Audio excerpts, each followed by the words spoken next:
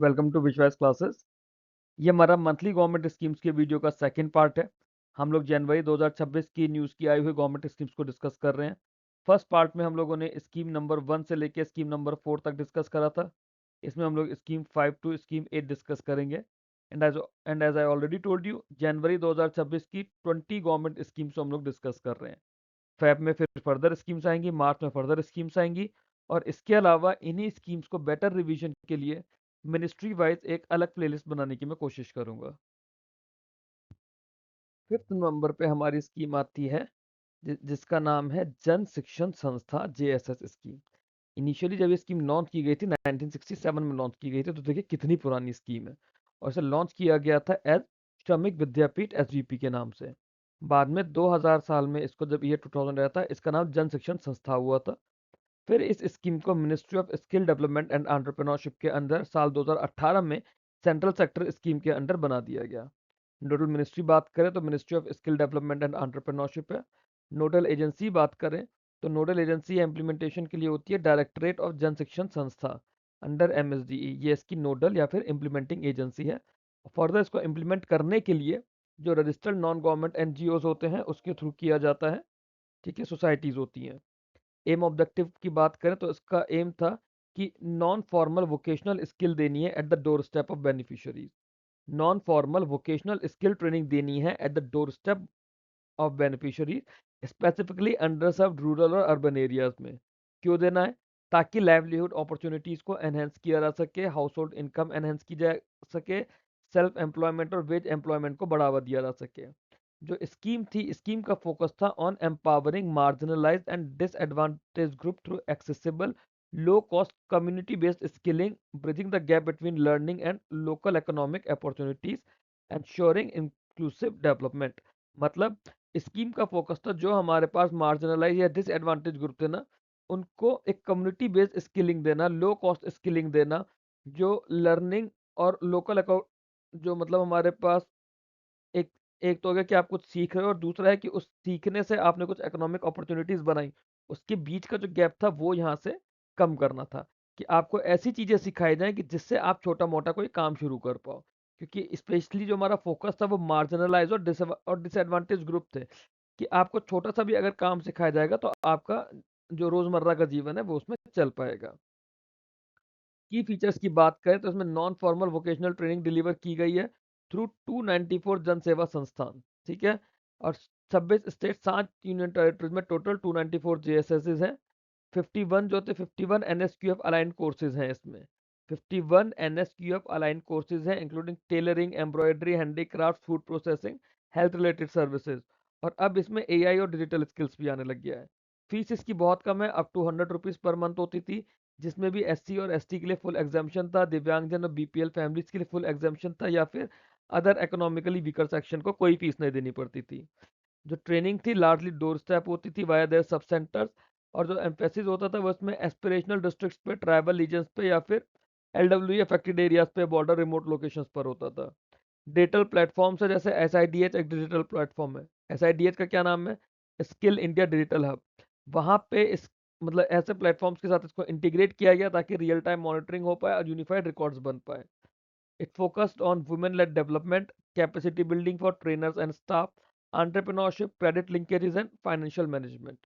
ये सब इसके फीचर्स है। इस स्कीम के बारे में बताया जा रहा है कि फीचर्स आपको पता होने चाहिए, ताकि अगर आपके पास कोई एक एनोनिमस पैराग्राफ आ जाए, वहां से आप स्कीम को आइडेंटिफाई कर पाओ। वो आइडेंटिफिकेशन करने के लिए ही ये सारी चीजें आपको पढ़ाई जा रही हैं। और इसमें one time non recurring grant दी जाती थी JSS को, है ना?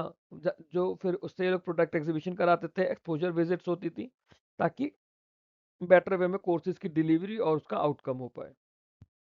अगर इसके टारगेट ऑडियंस को देखा जाए तो इसमें non literate, neo literate person आते थे, जो स्कूल ड्रॉप आउट्स होते थे वो आते थे। एज ग्रुप इसमें 15 से 45 साल तक के लोगों के लिए था। स्पेशल एम्फेसिस विमेंस पे, शेड्यूल कास्ट पे, शेड्यूल ट्राइब्स पे, माइनॉरिटीज पे, दिव्यांगजन पर होता था।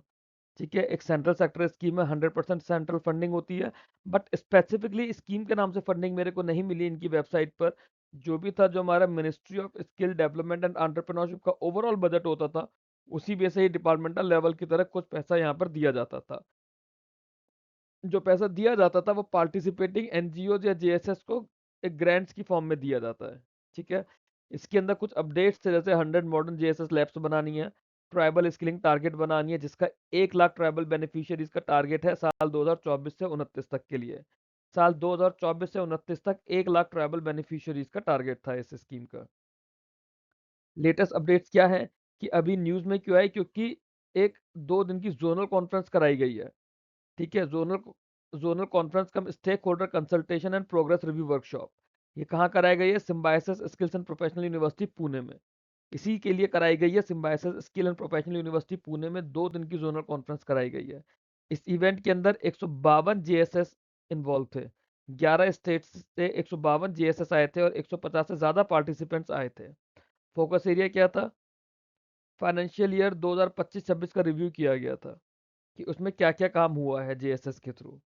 इसमें जेएसएस को लास्ट माइल इंस्टीट्यूशन बनाने की बात की गई थी, inclusive livelihood centric skilling aligned with विकसित भारत विजन। ठीक है, क्यूमुलेटिव ट्रेनिंग की अगर बात करी जाए तो ओवर 34 लाख बेनिफिशियरीज हो चुके हैं।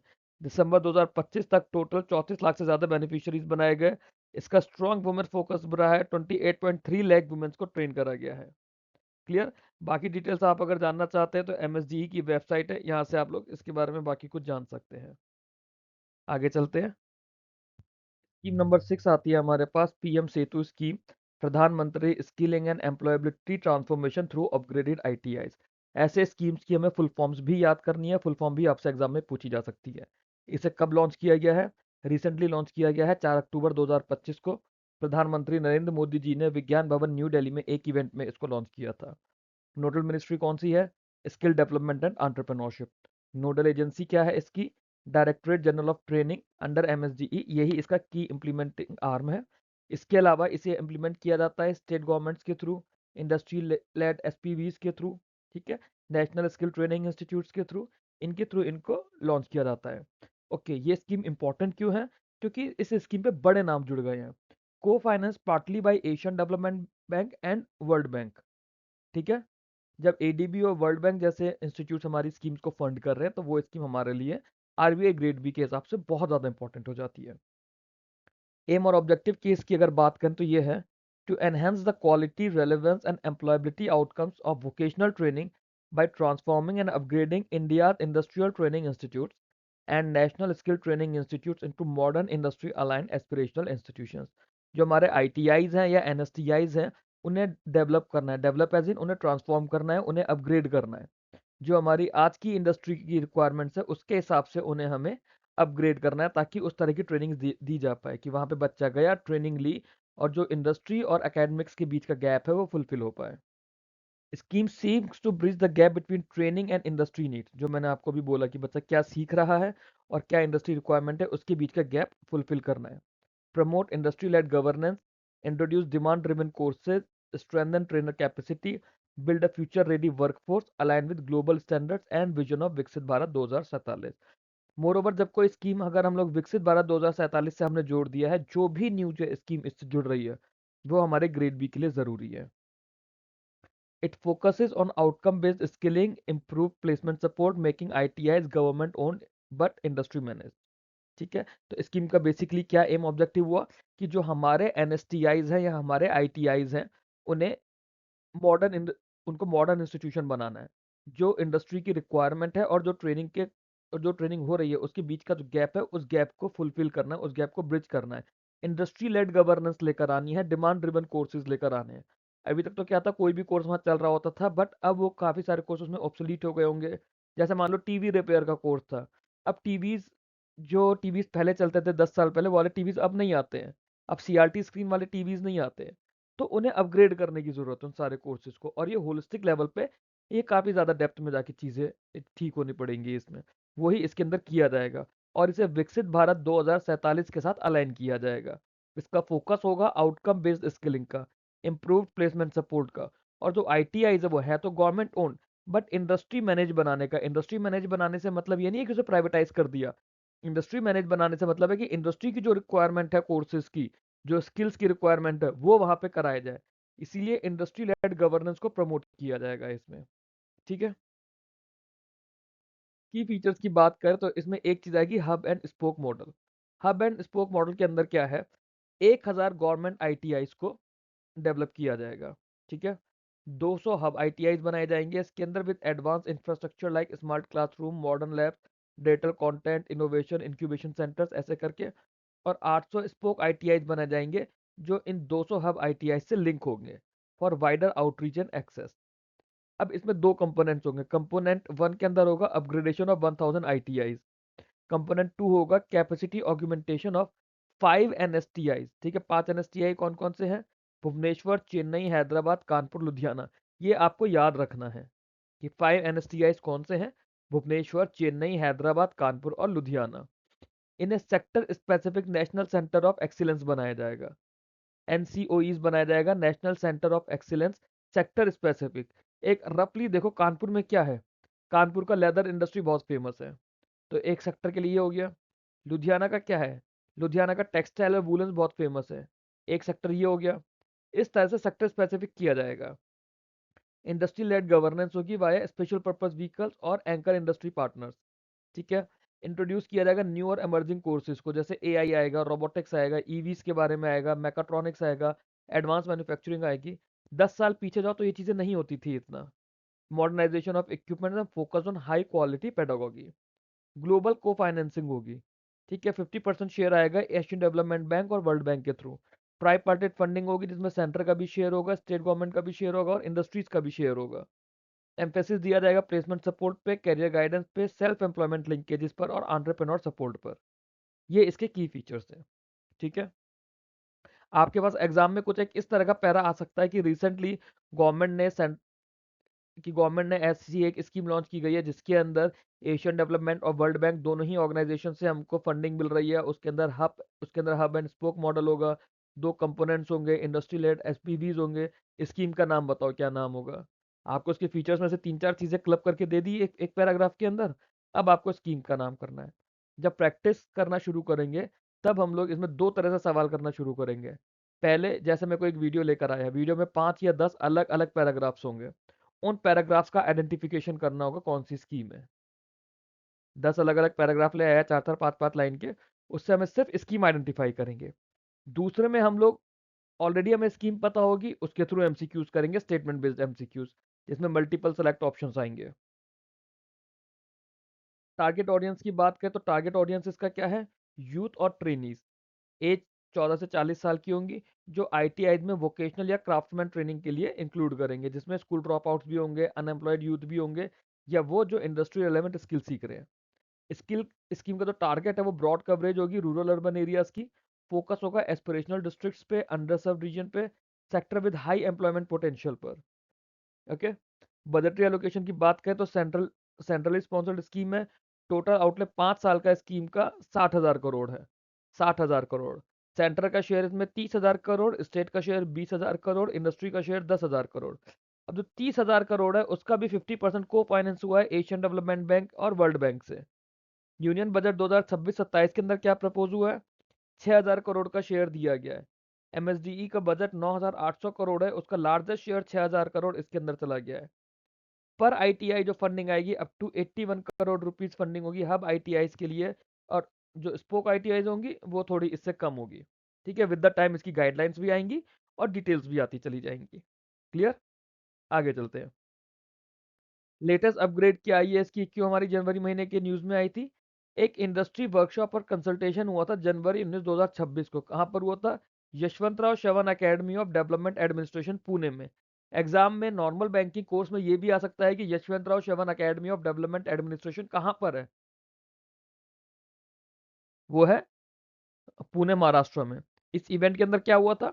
The event focused on mobilising industry participation, shaping roll out strategy, discussion discussing industry led implementation और मॉडर्न पेडागोगी। ठीक है, एमएसडीई के सेक्रेटरी श्रीमती देवाश्री मुखर्जी, श्रीमती देवाश्री मुखर्जी ने यहाँ पे एड्रेस किया था, तो एक तरह से यहाँ के गेस्ट थे। ठीक है, ये हमें पता होना चाहिए।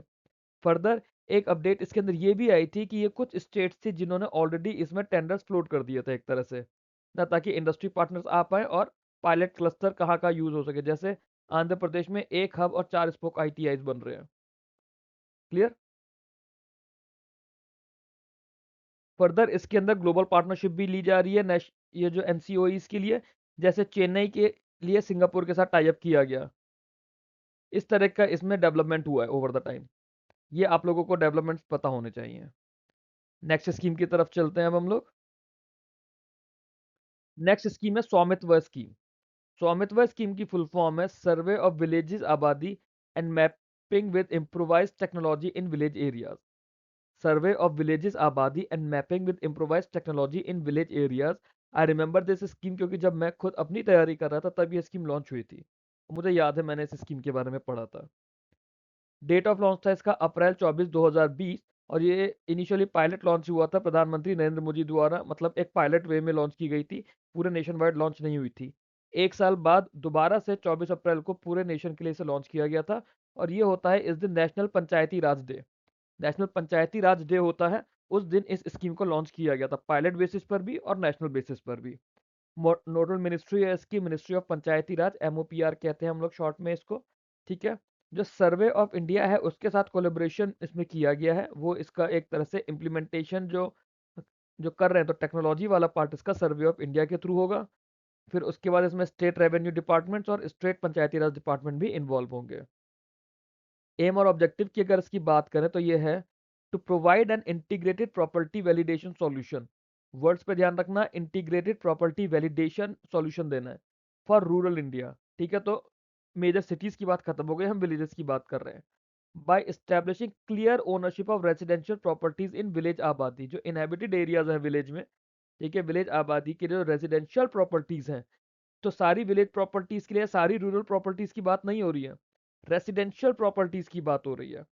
Scheme aims to empower rural property owners with legal record of right. ठीक है, प्रॉपर्टी कार्ड दिए जाएंगे, उन प्रॉपर्टी कार्ड्स को बोला जाएगा स्वामित्व कार्ड। कंफ्यूजन करने के लिए किस तरह से पूछ सकता है कि क्या ये सारी प्रॉपर्टीज के लिए एप्लीकेबल है? नहीं, सारी के लिए नहीं है, सिर्फ और सिर्फ रेजिडेंशियल प्रॉपर्टीज की बात हो रही है यहाँ पे।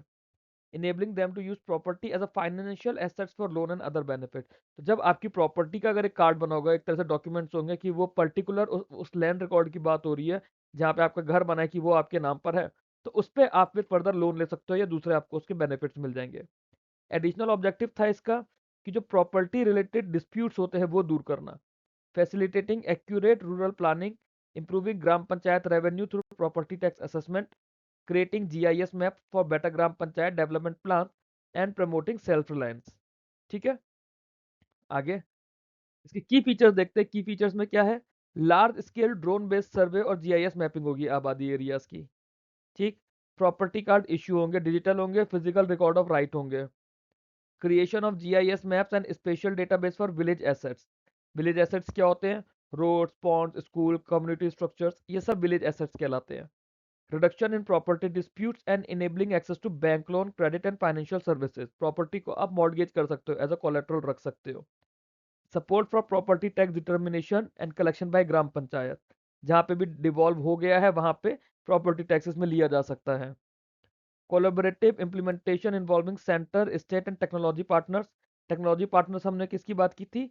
सर्वे ऑफ इंडिया की। ठीक है, फेस कवरेजेस होगी across all villages in the country और डिजिटल प्लेटफॉर्म के साथ इंटीग्रेट किया जाएगा for monitoring, distribution and beneficiary access.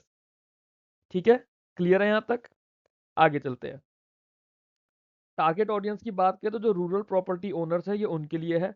ठीक है, कौन से? जिनके पास घर है, जो हाउस होल्ड ओनर्स है, जिनके पास घर है वहां पर रूरल एरियाज में, या फिर बात करें तो जो आबादी एरियाज ऑफ विलेजेस होते हैं वहां पर। Focus on marginalise and low income rural household. Scheme all villages को टारगेट करेगा। अप्रोक्सीमेटली कितने विलेजेस हैं हमारे पास? 6.62 लाख विलेजेस हैं, वो सारी विलेजेस इसमें टारगेट होंगे। कवरिंग रेसिडेंशियल प्रॉपर्टीज इन आबादी एरियाज। ठीक है, बजटरी एलोकेशन की बात करें तो सेंट्रल सेक्टर स्कीम है, 100% इसमें सेंट्रल फंडिंग होगी। यूनियन बजट 2026-27 के अंदर बोला गया है कि 70 करोड़ रुपए स्वामित्व स्कीम के अंदर दिए गए हैं, जिसमें 59.10 करोड़ रेवेन्यू का है और 10.90 करोड़ कैपिटल का है। ठीक है, कंसिस्टेंट रहा है पिछली बार के एस्टिमेट्स के साथ में, ये इसके लिए एलोकेशन किया गया है।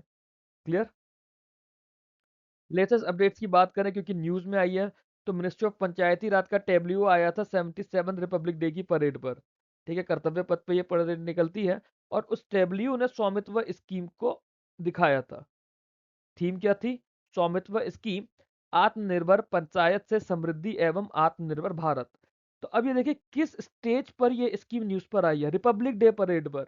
इंडिया के सबसे बड़े इवेंट में से एक होता है रिपब्लिक डे। तो ये हमारे लिए इसलिए बहुत ज़्यादा इंपॉर्टेंट है, एग्जाम में आने के बहुत ज़्यादा चांसेस है, चाहे आरबीआई ग्रेड बी का एग्जाम हो, नाबार्ड ग्रेड ए का एग्जाम हो, आरबीआई या फिर नाबार्ड के असिस्टेंट का एग्जाम हो, इस स्कीम पे सवाल बनने के बहुत ज़्यादा चांसेस होते हैं। अब फैसिलिटेशन इवेंट हुआ था पंचायत लीडर्स का जनवरी 25 को, ठीक है, इंक्लूडिंग विजिट्स टू प्रधानमंत्री संग्रहालय एंड व्यूइंग ऑफ स्वामित्व theme tableau.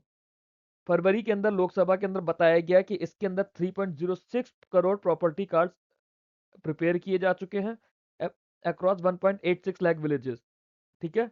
3.06 crore property cards, 1.86 lakh villages, numbers याद रखिएगा।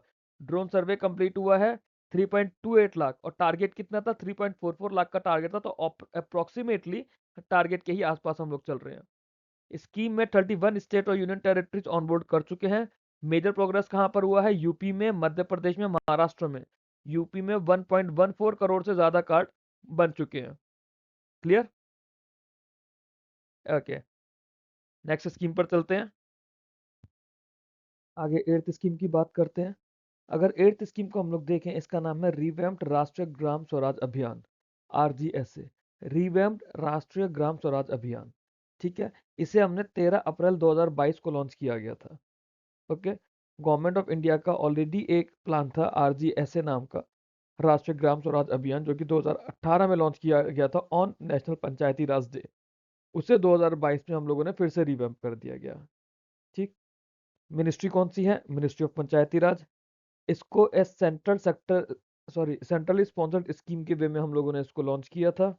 इसके अंदर जो स्टेट इंस्टीट्यूट है रूरल डेवलपमेंट के, पंचायती राज के, वो इन्वॉल्व थे, पंचायती राज ट्रेनिंग इंस्टीट्यूशंस थे, और बाकी अदर पार्टनर्स थे। इसमें नोडल डिपार्टमेंट नहीं था कोई अलग से, खास तौर से एज इन की कोई नोडल डिपार्टमेंट नाम से बनाया जाए, नोडल एजेंसी नाम से हो, वो इस केस में नहीं था।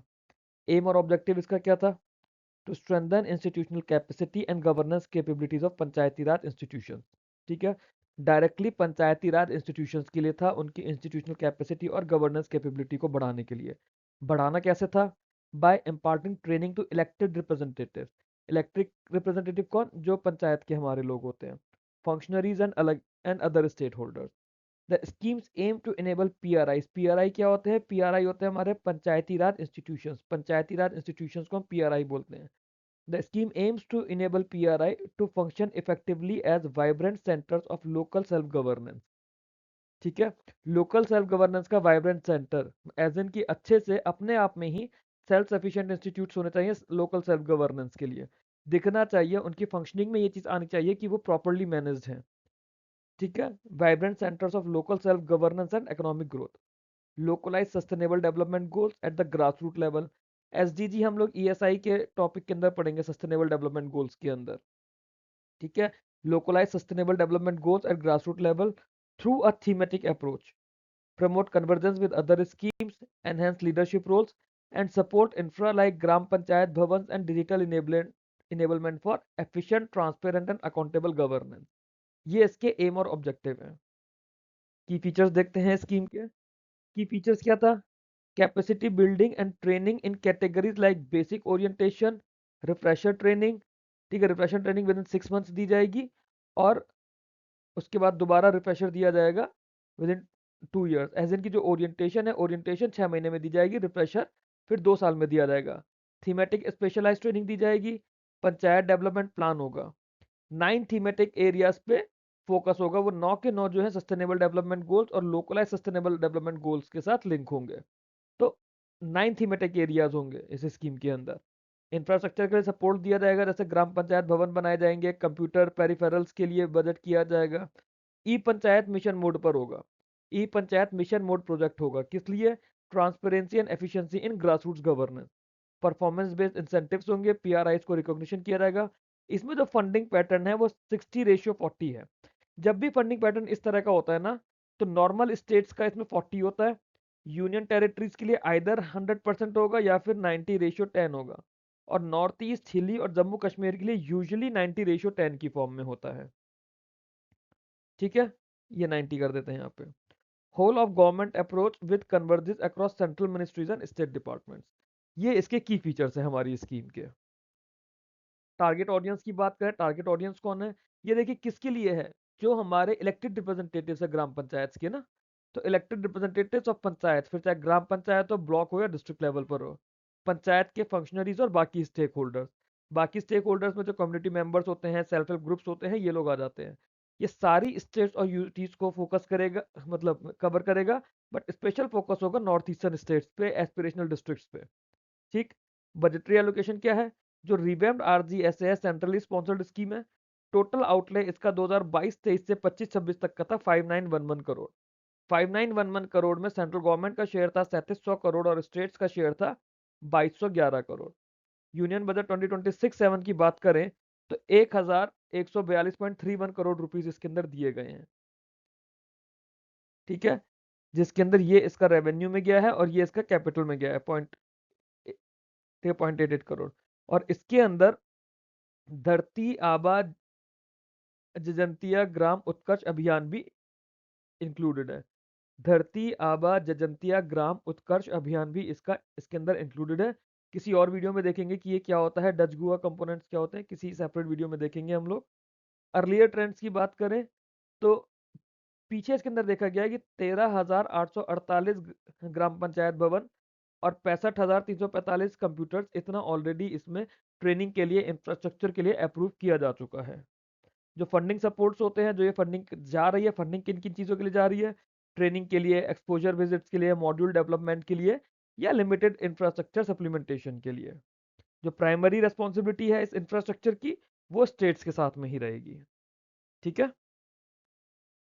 लेटेस्ट अपडेट इसकी क्या है, ये इसकी अपडेट ये आई थी कि आरजीएसए के अंदर जनवरी 31 2026 तक दिखाया गया कि 31,114 पार्टिसिपेंट्स को ट्रेन किया जा चुका है नॉर्थ ईस्टर्न स्टेट्स में। 31,114 पार्टिसिपेंट नॉर्थ ईस्टर्न स्टेट्स में ट्रेन किए जा चुके हैं। ओवरऑल बात की जाए तो 13,02,296 पार्टिसिपेंट नॉर्थ ईस्ट स्टेट्स के हैं और हाईएस्ट उसमें आसाम में है 8,36,072। ठीक है, ये जो है ये रिवैम्प्ड स्कीम का पार्ट है और ये क्यूमुलेटिव जब से स्कीम चल रही है तब से नेशन वाइड प्रोग्रेस इसमें हुई है। स्कीम इम्प्लीमेंटेशन एज इन चल रहा है ये, और इसका जो पीरियड है ये अभी एज ऑन डेट जो हमारे पास अपडेट है, ये 15th फाइनेंस कमीशन के साथ ही कोटर्मिनस है। जब फाइनेंस कमीशन का पीरियड खत्म हो जाएगा तब पता चलेगा कि स्कीम का फ्यूचर क्या है। ठीक है, टोटल इसके अंदर 13,848 ग्राम पंचायत भवन का कंस्ट्रक्शन हो चुका है और 65,345 कंप्यूटर्स का प्रोक्योरमेंट किया जा चुका है। क्लियर? तो वीडियो अच्छा लगा हो तो मेरे वीडियो को लाइक कीजिए, चैनल को सब्सक्राइब कीजिए। ये मेरा मेन चैनल है आरबीआई ग्रेड बी का टेलीग्राम चैनल और ये टेलीग्राम ग्रुप का लिंक है। इसके थ्रू आप मेरे से कम्युनिकेट कर सकते हैं। जो भी आप लोगों के डाउट्स हैं इस वीडियो से रिलेटेड, किसी स्कीम से रिलेटेड, उस पर्टिकुलर स्लाइड का स्क्रीनशॉट लेके आप लोग मेरे को टेलीग्राम पर भेज दीजिए। मैं वहाँ पे ऑडियो मैसेजेस के थ्रू आप लोगों के डाउट्स को रिजॉल्व कर सकता हूँ। ये बाकी मेरा चैनल है बैंकिंग एग्जाम्स के लिए और ये चैनल डेडिकेटेड चल रहा है आरबीआई असिस्टेंट और नाबार्ड डेवलपमेंट और बाकी बैंकिंग एग्जाम्स के लिए। ये ग्रुप है जहाँ पे हम लोग इंटरव्यू की गाइडेंस प्रिपेयर करते हैं और ये विश्वाइस का मेन टेलीग्राम चैनल है। Thanks for watching this video. Keep learning, keep growing.